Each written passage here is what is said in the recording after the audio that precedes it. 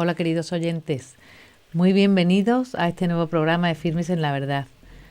Tenemos a nuestro otro lado del Hangout a Iván de Vargas, que quizá algunos lo conocerán, para los que no lo conozcan es periodista de profesión y está bastante involucrado con todo lo que es refugiados, el tema de los cristianos perseguidos, y este va a ser nuestro tema de hoy, centrándonos en los cristianos perseguidos de Egipto, para que nos den un poco de conocimiento de esa zona, de cómo es la situación de los cristianos, de quién les persigue y enfocarlo para que sepamos realmente cuando rezamos por ellos aquí qué es lo que están viviendo.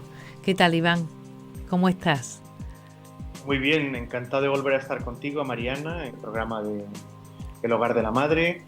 Y bueno, pues efectivamente vamos a hablar de otros hermanos nuestros, de los cristianos en Egipto y de la situación que sufren desde los primeros siglos, ¿no? Siglos en los que no han dejado de estar perseguidos y de vivir una situación realmente compleja, ¿no? Entonces, bueno, pues yo, si te parece, Mariana, empezaría por presentar a estos hermanos nuestros, a los cristianos de Egipto, que se llaman coptos, son cristianos coptos. Copto quiere decir egipcio, o sea, son los habitantes primigenios, o sea, los que estaban en Egipto desde siempre, ¿no? Bueno, con lo cual, copto, como digo, quiere decir egipcio. Y son los que mantienen pues la lengua del antiguo Egipto, ¿no? Que se utiliza en la liturgia, o sea, en las celebraciones. Entonces, bueno, los coptos, los cristianos coptos en Egipto son el 10% de la población. En Egipto hay alrededor de 85 millones de habitantes y un 10% de los habitantes pertenecen a esta confesión, al cristianismo. Y luego, además, se calcula que hay alrededor de 1 millón de cristianos coptos en el resto del mundo. Uno de los problemas que tienen pues es que está habiendo una gran emigración, o sea, ante las dificultades, como sucede también en Tierra Santa, muchos se están yendo del país para intentar encontrar un futuro mejor, una vida Quería mejor. preguntarte también, Entonces, bueno, ¿tienen algo diferente? ¿Los cristianos coptos tienen celebraciones diferentes? Explícanos también si sabes en qué se diferencian, porque también entre los cristianos se les llama cristianos coptos, y no porque sean egipcios, sino que tienen alguna variación, ¿no es verdad? sí, bueno, digamos que en la iglesia copta es una iglesia que data del año 50 después de Cristo, cuando el apóstol Marcos, que es considerado el primer papa de Alejandría, visitó Egipto y convierte pues a los cristianos. Por lo tanto, son cristianos de los más antiguos que hay fuera de Tierra Santa, ¿no? Entonces, los coptos tienen una vivencia de la fe, digamos, que se remonta un poco a las raíces, ¿no? Entonces, pues San Marcos es también uno de los evangelistas, ¿no? Entonces, ellos lo que hacen es que, a ver cómo lo explico, Mm, no están en comunión con los ortodoxos, ¿vale? O sea, porque ellos son monofisitas, ¿eh? Bueno, hay coptos que en el 1800, 1700 y pico vuelven a la unidad con Roma, entonces hay católicos coptos, ¿vale? O sea, con lo cual en plena comunión con Roma, y entonces, que mantienen, digamos, el rito oriental, pero que son católicos, o sea, que reconocen el primado de Pedro. Los ortodoxos, los coptos ortodoxos, que son la mayoría, o sea, del 10% de los... o sea, estamos hablando de 8 millones, alrededor de 8 millones de cristianos coptos ortodoxos. Entonces, lo que hacen es, pues como digo, vivir el cristianismo de una forma muy antigua. O sea, por ejemplo, una de las cosas que a mí más me llamó la atención, Mariana, es que tienen ayuno 200 días al año. 210 días al año tienen ayuno o sea, pero ayuno como se vivía antiguamente, ¿no? Tiene una vivencia muy, muy intensa, no sé cómo muy decirlo. exigente No sé y si muy me estoy exigente. explicando. Muy exigente, esto es, ¿no?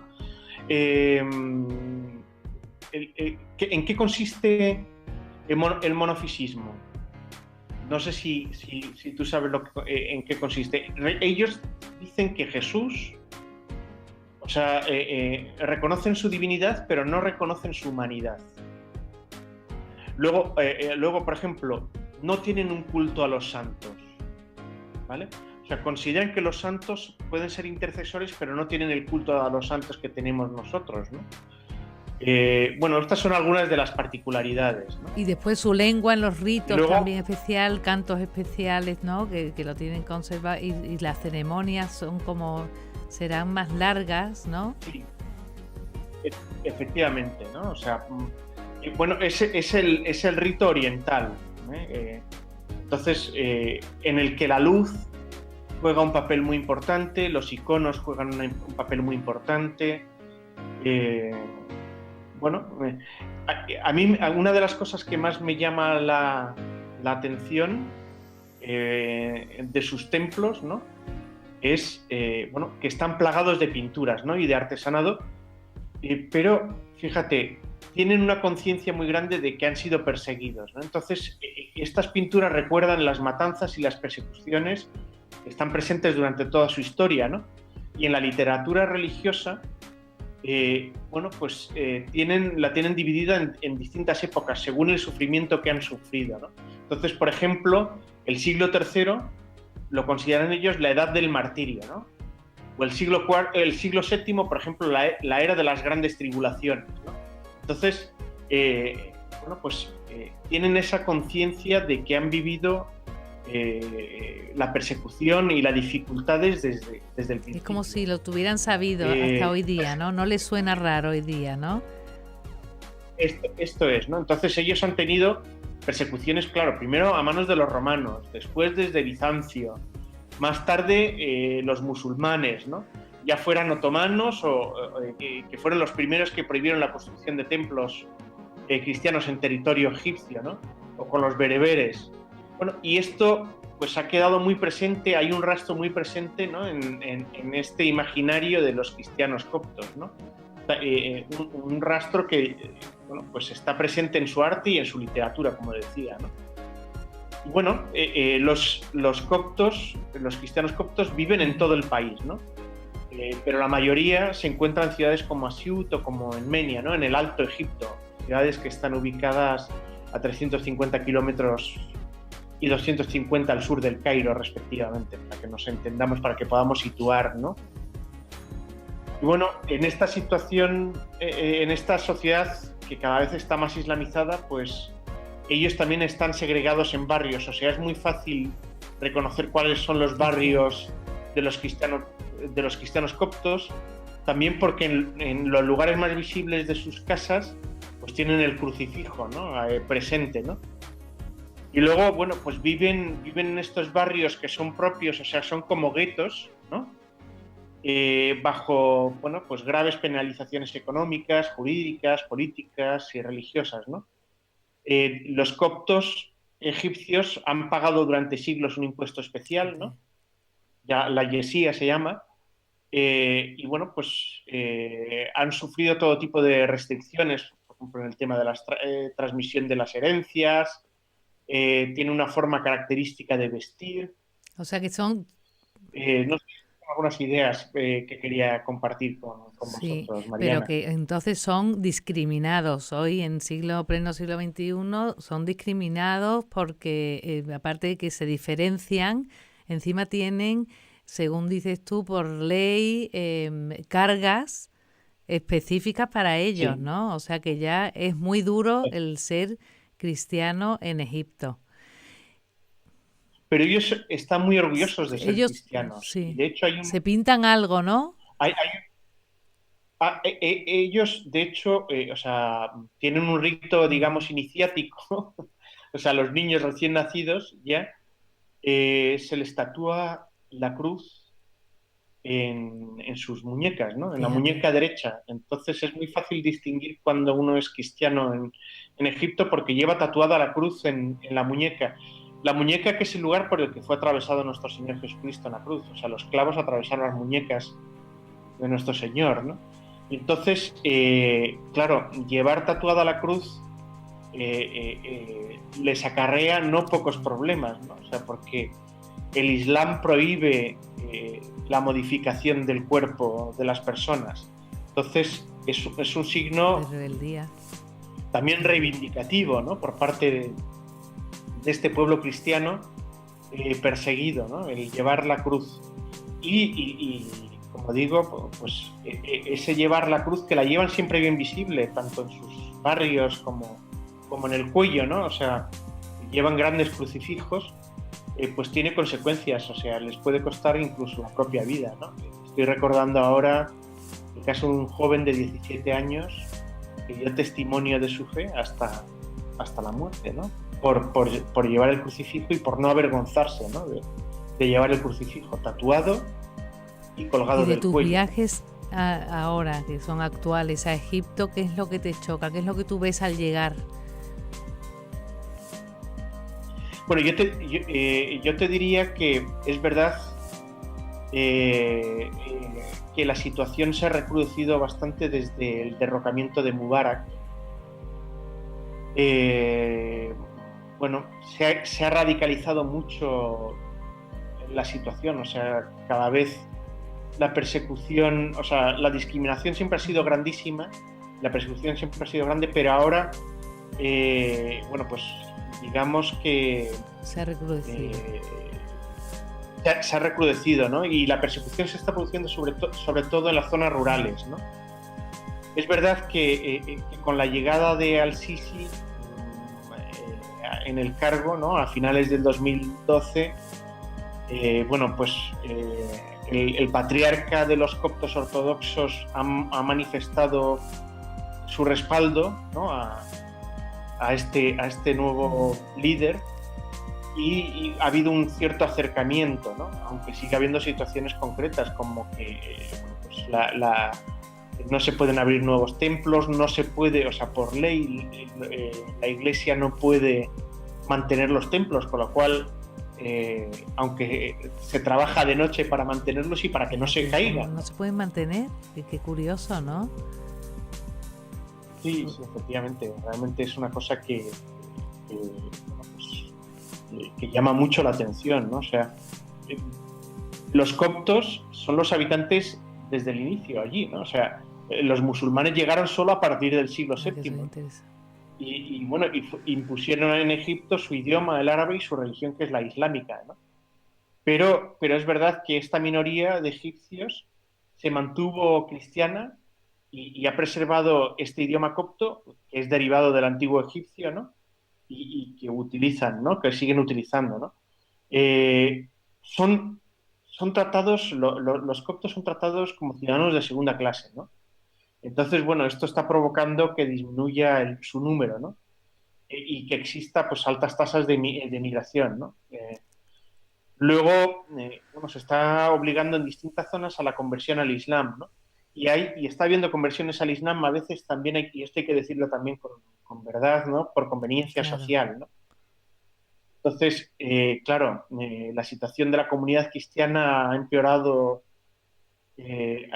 bastante y están sufriendo en distintas partes, sobre todo, como decía, en las zonas rurales, una fuerte persecución por facciones islamistas, las facciones más radicales, las facciones O sea que salafistas, ellos ¿no? pueden estar viviendo en su casa y llegar los musulmanes y matarles o coger...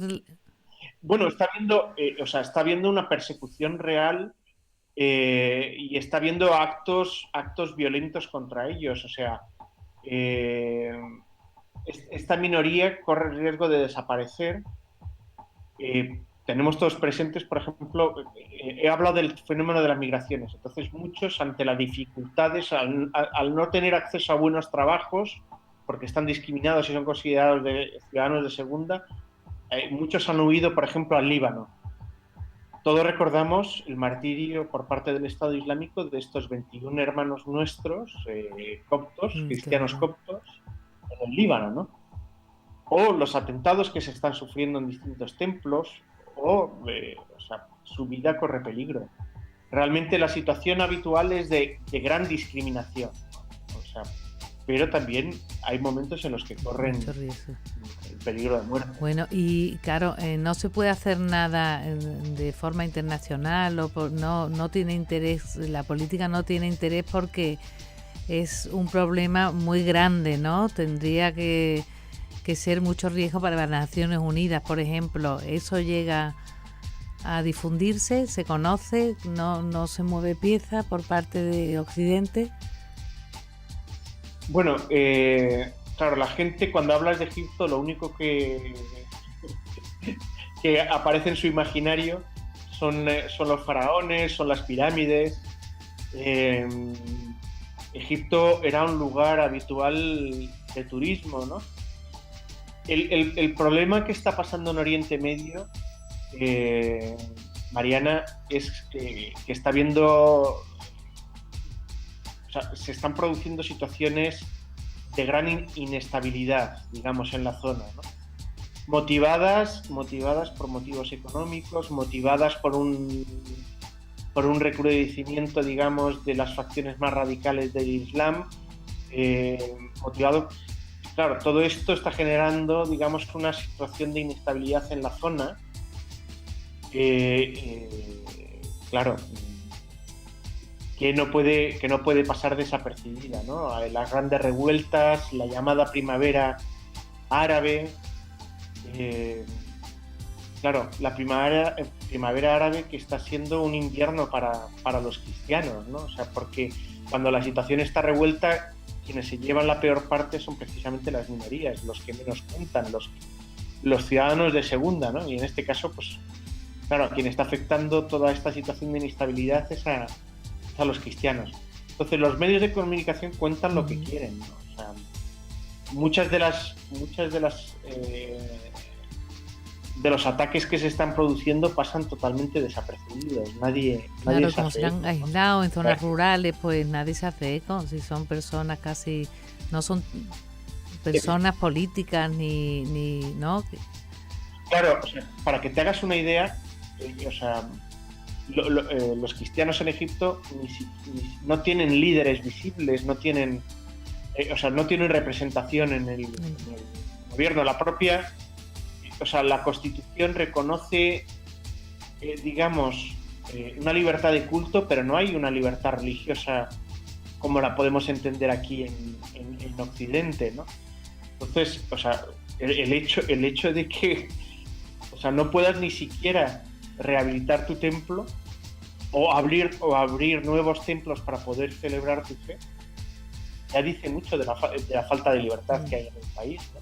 O que tengas que pagar un impuesto, eso, ¿no? bueno, para poder profesar tu fe, o que estés recluido en tu propio barrio, ¿no? O sea, en un gueto, porque eres distinto, ¿no? Hay un tema que a mí me parece impresionante, ¿no? Y es que hay en el propio Cairo un barrio donde están los cristianos, que es un basurero, ¿no? Y ellos viven de este basurero. O sea, de eso es de lo que viven estos hermanos nuestros, ¿no? Y por parte...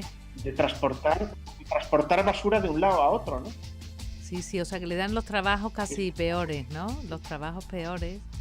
Efectivamente, los que nadie quiere, trabajos, o sea, no tienen acceso igual que los demás ciudadanos a profesiones más vistosas, no tienen acceso a cargos en la administración. Bueno, pues ya, esta es la desde luego, qué valientes, pero también hace falta tener eso, no sé, mucho arraigo a la zona para no irse, ¿no? Como tú dices, que es comprensible que se vayan, aunque pierdan las raíces de la tierra donde nacieron. Es una pena.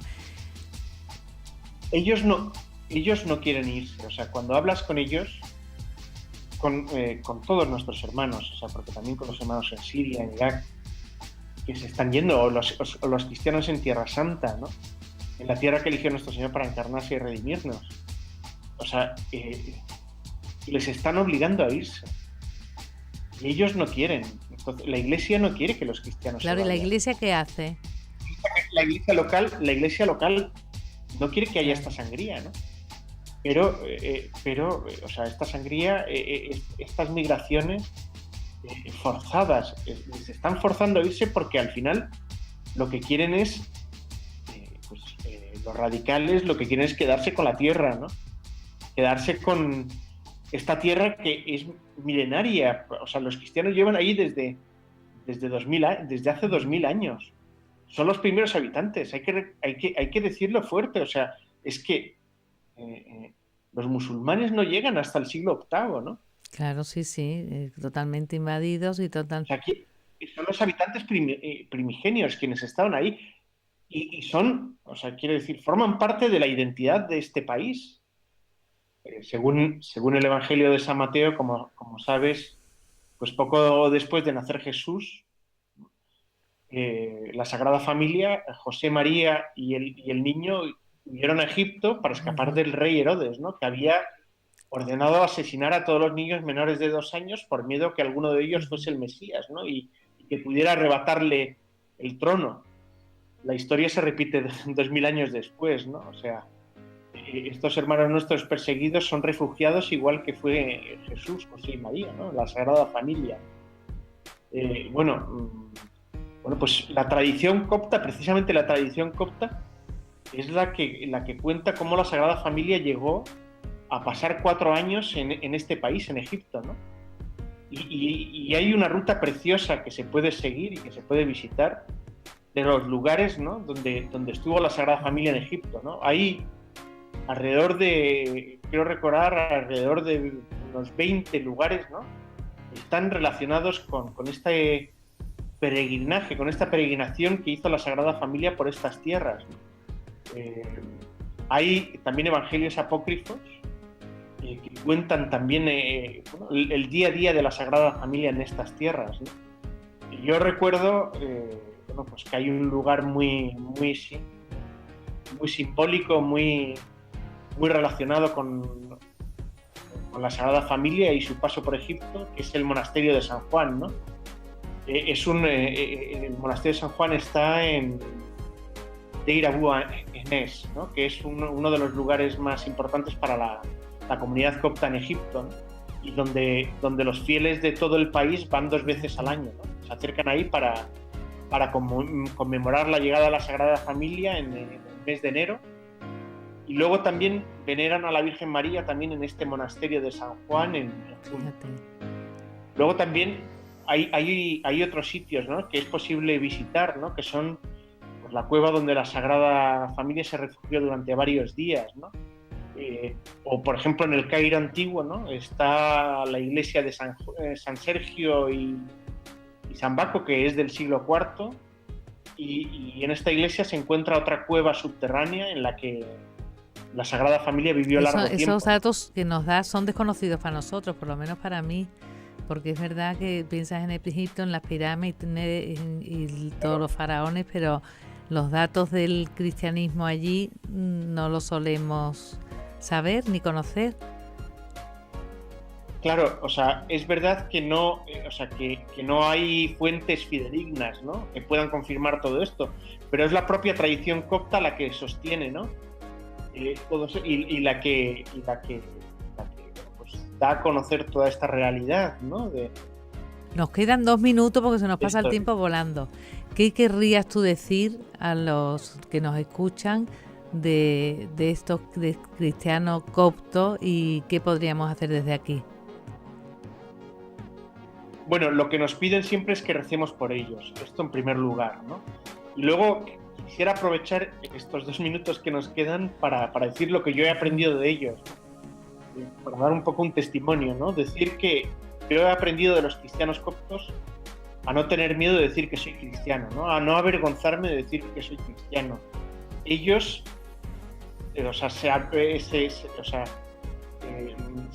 se enorgullecen de decir que son cristianos e incluso se tatúan la cruz sabiendo que puede costarles la vida, y llevan siempre visible el crucifijo, la cruz, ¿no? La cruz, que es el símbolo del cristiano, ¿no? Es el Señor en la cruz nos redimió, ¿no? El Señor en la cruz está clavado con los brazos abiertos para abrazarnos a cada uno de nosotros, ¿no? Para decirnos que nos ama. Ha dado su vida por cada uno de nosotros, ¿no?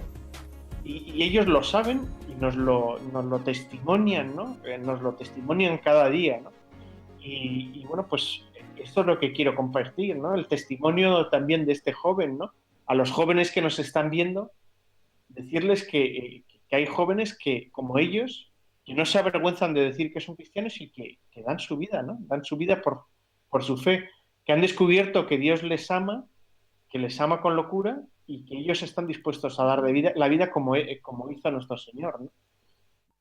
Iván, muchas gracias por este tiempo que has compartido con nosotros entre todo el ajetreo que llevas. Y bueno, hasta otra vez. Volveremos a vernos si Dios quiere. Muchísimas gracias a vosotros por dar voz a estos hermanos nuestros que muchas veces son silenciados y por rezar por ellos, ¿no? Porque es lo que podemos hacer, rezar para que, bueno, si llega el momento de la prueba, pues el Señor les sostenga, ¿no? Y si llega la gracia del martirio, que es una gracia que ellos muchas veces piden, pues que lo vivan así, ¿no? Perdonando a sus asesinos, como hicieron estos 21 hermanos nuestros coptos que murieron en Libia y que murieron con la palabra de Jesús, pronunciando Jesús en sus labios, ¿no? Mientras les degollaban, ¿no? No, impresionante. Muchísimas gracias, Bueno, queridos oyentes, desde luego es impresionante el testimonio que nos ha dado hoy Iván de estos cristianos egipcios, de los coptos, que sin duda yo creo que tenemos que meter en nuestras oraciones y aprender de ellos, de esta valentía, como decía Iván, que dan la vida hasta por su fe, por Jesús, y perdonando, amando y perdonando. Y sin más, ya hemos recorrido la India, ahora Egipto, para que pongamos un poco sitio, lugar a estos cristianos y recemos con más fuerza para unirnos en su fortaleza y darles nuestro apoyo con la comunión de los santos. Hasta el próximo programa.